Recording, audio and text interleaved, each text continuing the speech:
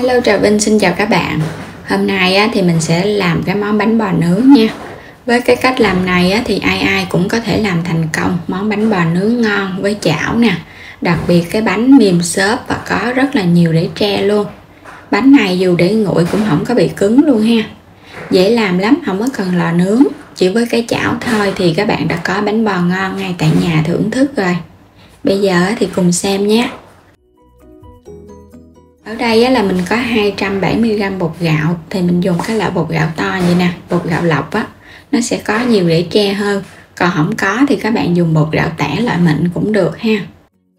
30g bột năng, là tổng cộng hai loại bột mình dùng là 300g Bên đây là mình có nửa chén cơm rượu nè. Cơm rượu này là mình làm các bạn có thể xem thêm trong phần mô tả đường link video ha. 100ml nước nữa. Rồi bây giờ sẽ pha bột, mình cho hết lần lượt hai loại bột vô nè. 300g thì 200g cơm rượu. Xong rồi cái mình rửa tay cho sạch, dùng tay để nhồi bột. Cái hơi ấm ở trong tay sẽ giúp cho bột của mình nó nhanh nở và nó dậy ngon. Còn các bạn bao tay cũng được nữa, thì mình nhồi nó hơi lâu một chút. Bóp đều ra cho phần bột nó tơi ra một cái, rồi mình cho nước vô từ từ. Cái lượng nước này thì từ 100 cho đến 150ml tùy theo cơm rượu của các bạn chọn cái phần cơm nhiều hay là nước nhiều. Cho nên là mình cho vô từ từ. Bột càng đặc thì mình nhồi bột nó càng dễ nha, bánh nó dễ nở hơn. Cứ nhồi bóp từ từ một chút nó lõn ra. Đây mình bóp vậy nè, một chút xíu cái phần bột của mình nó ngấm vô cơm rượu là bột nó sẽ lõn. Còn nếu mà các bạn cho nước nhiều quá nó lỏng, mình khó nhồi lắm. Mình nhồi một hồi thì khoảng chừng 15 phút để giúp cho bột của mình nó nở đều và nó có nhiều rễ tre. Cái bước này giúp cho bánh có rễ tre nè. Còn các bạn không nhồi thì cái bánh nó không có rễ tre đâu, và bột nó cũng khó dậy nữa. Cứ nhồi đều vậy nè. Bột mà các bạn nhồi khoảng 15 đến 20 phút thì đây là cái lượng ít thôi. Còn nếu nhiều hơn là các bạn phải tăng thời gian nhồi lên nha. Mình nhồi xong thì mình thấy bột nó xốp, và mình cầm lên tự động bột nó sẽ chảy lõn ra vậy là bột của mình đã đạt rồi. Xong cái bước nhồi rồi đó. Thấy bong bóng nó nở nhiều vậy nè, nó nổi đều lên trên bột là bột nó mới được ha. Thời gian ủ lần đầu là từ 2 cho đến 3 tiếng đồng hồ. Mình chuẩn bị tiếp là 350ml sữa tươi. Các bạn có thể dùng nước cốt dừa hoặc là nước dừa tươi cũng ngon luôn. Bên đây là mình có 200g đường, là cái bánh của mình nó đậm đà đó. Thêm chút muối nữa cho nó ngon. Rồi bây giờ cho muối vô cái nồi nè. Các bạn sẽ cho đường vô, còn nếu ăn ít ngọt hơn thì giảm đường lại. Rồi mình cho sữa tươi vô. Tại vì sữa tươi này là mình dùng cái loại không có đường, cho nên là cái lượng đường 200g. Còn các bạn dùng nước dừa tươi thì giảm đường lại. Mình sẽ nấu khuấy ha. Vừa nấu mình vừa khuấy vậy nè. Cho phân nửa cái lượng sữa tươi thôi. Tại vì sữa tươi mà các bạn nấu trên bếp lâu nó cũng bị mất cái mùi sữa không ngon. Mình nấu cho đường nó tan là được, không có cần phải sôi đâu. Thấy phần đường nó đã tan hết, vậy là được rồi nè. Cái lượng sữa tươi nãy còn lại mình cho vô luôn nha. Thì cái phần nước đường này nó sẽ nguội lại Mình khuấy cho nó nguội hẳn luôn thì mình mới cho vào trong bột được. Quay trở lại thao bột. Thời gian mình ủ ở đây là 2 tiếng rưỡi đồng hồ Đến khi nào mà các bạn thấy bột nó nở lên gấp đôi vậy nè, và có cái độ xốp mình thấy cái bột rất là xốp luôn ha. Tại vì mình đem phơi nắng cho nó nhanh nắng ở ngoài là 35 độ C cho nên là bột của mình nó nhanh nở lắm. Trộn đều lên. Rồi các bạn sẽ cho cái phần nước đường sữa tươi hồi nãy vô. Nhưng mà nhớ là mình nấu cái nước đường sữa tươi này mình nấu trước đi ha, cho nó nguội. Cái thời gian chờ ủ bột thì các bạn đi nấu đi. Vậy đó, nó nguội mình cho vào bột bột của mình nó sẽ không có bị chai. Nếu mà các bạn cho cái nước đường này mà nó nóng vô là men nó chết luôn thì bánh nó sẽ chai cái bước ủ thứ hai nó không có nở nữa đâu. Trộn thật là đều lên thì bây giờ mình thấy cái bột của mình nó lõn ra ha. Rồi các bạn sẽ cho hết vô luôn. Rồi mình cũng trộn đều lên. Khi bột đã đều thì mình ủ tiếp từ 1 cho đến 2 tiếng đồng hồ ở cái bước ủ thứ hai.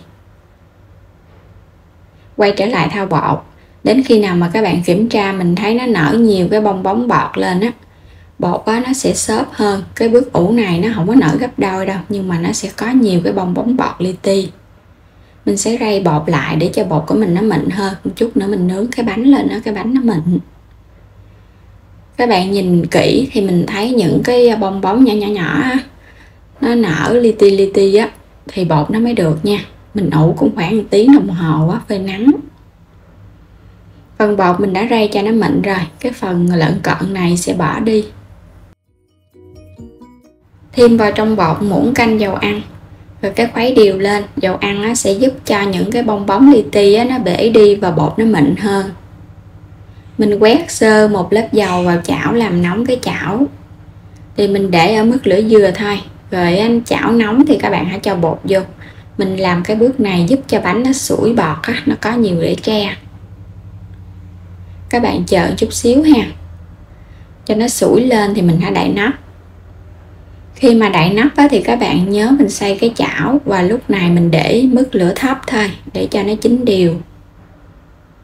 Thời gian một cái bánh này là khoảng 10 cho đến 15 phút là nó chín nè. Wow, xung quanh nó vàng ngon quá nè. Ở chính giữa thì nó nở dung cao lên, có cái độ xốp nè. Các bạn thấy cái bánh của mình nó cái mặt dưới nó vàng đều là được rồi. Rồi mình trở bề lên, hoặc là muốn nướng một mặt á, thì vậy là nó chín rồi nha. Ngon quá nè, màu vàng ươm tự nhiên luôn. Cái bánh mình cho sữa tươi, nhìn cái bánh nó cũng bóng và trắng nữa. Mình nướng thêm một mặt nữa ha. Cho cái mặt thứ hai á, nó vàng, hai mặt vàng đều thì cái bánh bò nướng của mình nó thơm lắm. Rồi vậy là được rồi nè, sẽ lấy bánh ra. Bánh bò nướng thơm phức luôn. Nướng bằng chảo, siêu ngon, siêu dễ. Ai cũng có thể làm được luôn á. Hai cái bánh mình nướng xong. Cái lượng bột này thì mình nướng bằng 2 chảo á, là nó vừa luôn. Cái bánh cũng mỏng vừa, không có quá dày. Còn các bạn thích cái bánh nó nhỏ và nó dày hơn thì mình chọn cái chảo nhỏ hơn chút. Thấy bánh nhiều rễ tre này ha. Từ trên xuống dưới rễ tre đặc nhạt luôn, không có bị chai, mà trắng tinh và xốp ngon nữa. Công thức với sữa tươi thì mình thấy nó cũng ngon giống như nước dừa tươi vậy đó, nhưng mà nó sẽ không có cái độ béo ngậy giống như nước cốt dừa. Nếu mà các bạn thích nó béo thì mình dùng nước cốt dừa ha. Ăn mà ít béo thì mình dùng sữa tươi, nhưng mà sữa tươi thơm lắm nha, không có thua gì nước cốt dừa và nước dừa tươi đâu. Thử một lần để cảm nhận được cái bánh bò nướng với sữa tươi. Bánh rất là ngon luôn á, cầm lên nó xốp mềm, không có bị cứng. Bên trong thì rễ tre nè. Bánh bò mà làm thành công là cái bánh của mình nó phải xốp, mình cầm lên nó nhẹ tay. Và bánh rễ tre thì cái bước quan trọng nhất chính là các bạn nhồi bột. Mình nhồi kỹ thì bánh có nhiều rễ tre, và mình ủ cho đến khi mà nộp bột nó nở gấp đôi thì bánh nó mới thành công. Còn các bạn gấp mình ủ chưa có kịp tới mà mình đem đi nướng hoặc là mình đem đi hấp thì cái bánh nó chưa có kịp nở là nó sẽ bị chai ha. Và các bạn nhớ cái lượng nước và cái lượng bột mình phải lường cho chính xác thì bánh nó mới ngon. Độ ngọt rất là vừa luôn, đậm đà, thơm cái mùi sữa tươi và có thêm cái mùi của cơm rượu Bánh bò làm cơm rượu thì nó thơm, cái mùi truyền thống rất là hấp dẫn.